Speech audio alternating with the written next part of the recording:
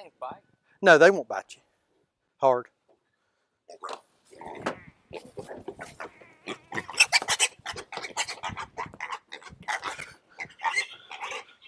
know, I don't think she realizes. Well, hey friends and neighbors, this is Chuck out at Sheraton Park Farms. Welcome back to the farm. So, first week in July, first week in June, feels like July. Good and warm out today. We've not had any rain for a few days, which that's been a very welcome change. But today, we're going to move our piglets over here into a bigger training pen where we can start them on the training process on the electric and eating out of the feeders.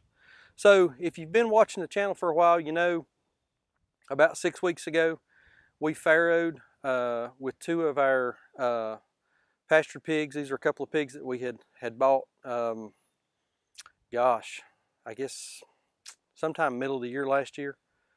We've had them almost a year now and done artificial insemination on them back in December.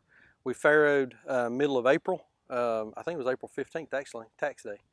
So we farrowed middle of April. So a couple of days ago we separated them from their mamas. We had built a weaning pen with a creep area so that the piglets could get in. Mamas couldn't get in, so we started feeding the piglets in there, and we moved them over into that pen a couple days ago. That pen is 16 by 16. It's pretty small. It's 4 of these 16-foot pig panels. So it's a pretty small area. We put the little old ham hut or ham house that we had in there with them just to give them some shade, some cover. It's too small. Probably we should have built a bigger weaning pen to start with, but that's a lesson that we've learned. Got to have plenty of space for those new piglets that are just weaning off their mom. So we've got them in the catch pen. So today we're going to talk about our new training pen, how we got that set up, what it's made of, what all we got in here. We're going to go out, we're going to catch the piglets, we're going to bring them out, we're going to move them over into here, and the boys, we're going to go ahead and castrate all the boys today. We're going to turn them into barrows. So we'll do a little bit of instruction on how we do our castration. Pretty simple. I know there's a lot of a lot of strong feelings around castration on pigs and piglets, when you should do it, how you should do it.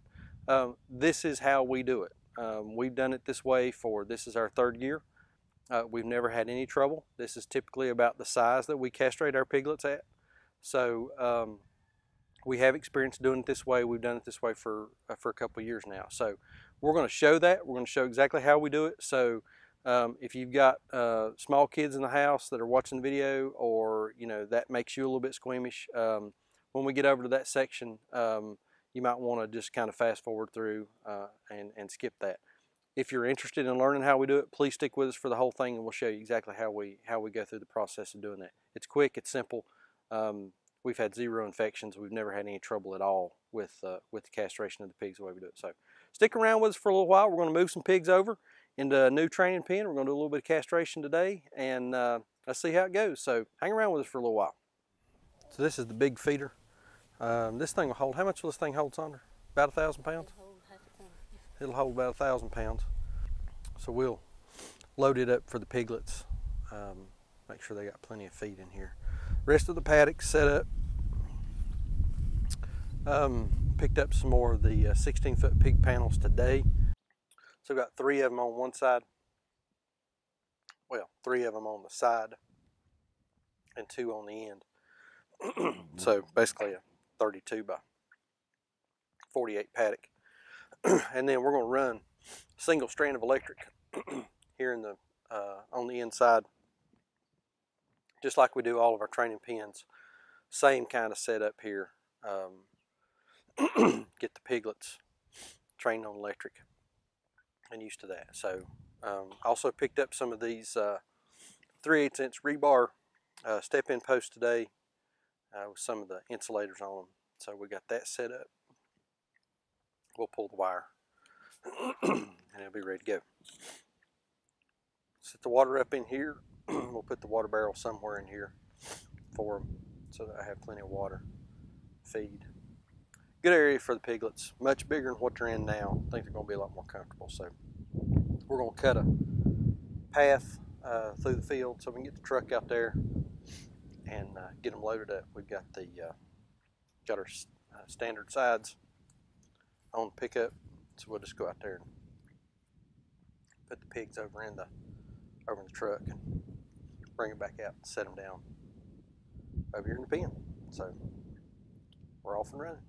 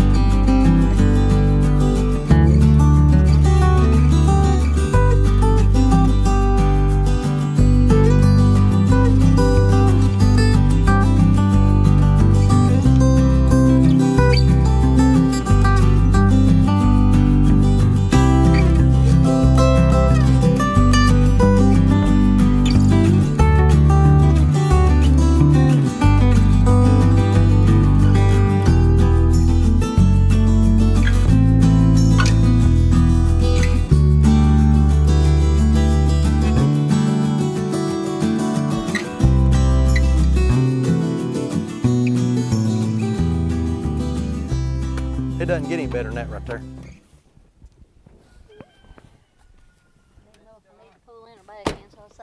Back in was the best way to do it. Yeah, I mean, that was fine. No, it's off. It's off. I came out here, there's one of them had his head up and under there and couldn't get out.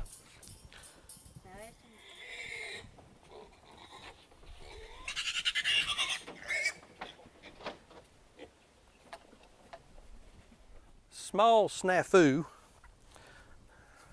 right over here in the corner. We had a couple to get underneath the plywood, and we did not drop the pig panel that was on the other side. Lesson learned right there. Before you start catching, you need to drop that panel down so that if they get past the plywood, they can't get out. So got two little girls that are out. They're over there on the other side. We had not taken down the farrowing paddock yet, thank goodness. So they're inside the netting. The mamas are on the other side, inside the 2-wire. So we'll just give them a little while. We'll finish getting them caught. We'll bring some feed out here and we'll try to catch the, we'll try to catch the girls back up in the catch pen here. So plugging along. All right, so on the pen, we've got a wire stretched inside, running a reel. Speed right 2000 with a deep cycle marine battery. We're getting about 8,600 volts on it, so nice hot fence. Got our table set up here for castration, so we'll just lay them up here and do the castration on the boys. And we're gonna get started here in a second. We got nine on the truck. How many's on the truck? 10's on the truck. Got 10 on the truck. Did have a couple of Eastgate Bees out there. They're back over with their mamas. There's just 2 of them, or 2 little girls. So 12 boys, 7 girls. What are the odds of that happening? You can do the math, but anyway. So we're gonna get them off, get them castrated, get them out here in the field, and give them some space. Mo better. One mo better. One mo better. Catch it, catch Ashton! Get him! So we get the piglet off the truck, and we brought this bench up to the paddock, and just to get it up off the ground, make it a little easier since we had 12 to do, and it was just going to take a little while to get them all done, and that was real helpful. So basically, we position the piglet on the bench, push its hind legs down and towards its backside. That helps to bring the testicles up to the top. I always pour a little bit of iodine on just for keep things aseptic. There's a scrotal line down the center of the scrotum, so you're going to have to make an incision on each side. So just take a surgical knife, make a real quick, easy incision, usually about 2.5, maybe 3 inches. Doesn't have to be very big at all. Put a little bit of pressure, and it will express the testicle through the incision. Take the surgical knife and just finish cutting the vessels, just cutting the vessels off. The pig's going to buck a little bit, so you need to hold on tight, keep a little bit of pressure on his chest, and hold him between your thighs. That seems to help quite a bit.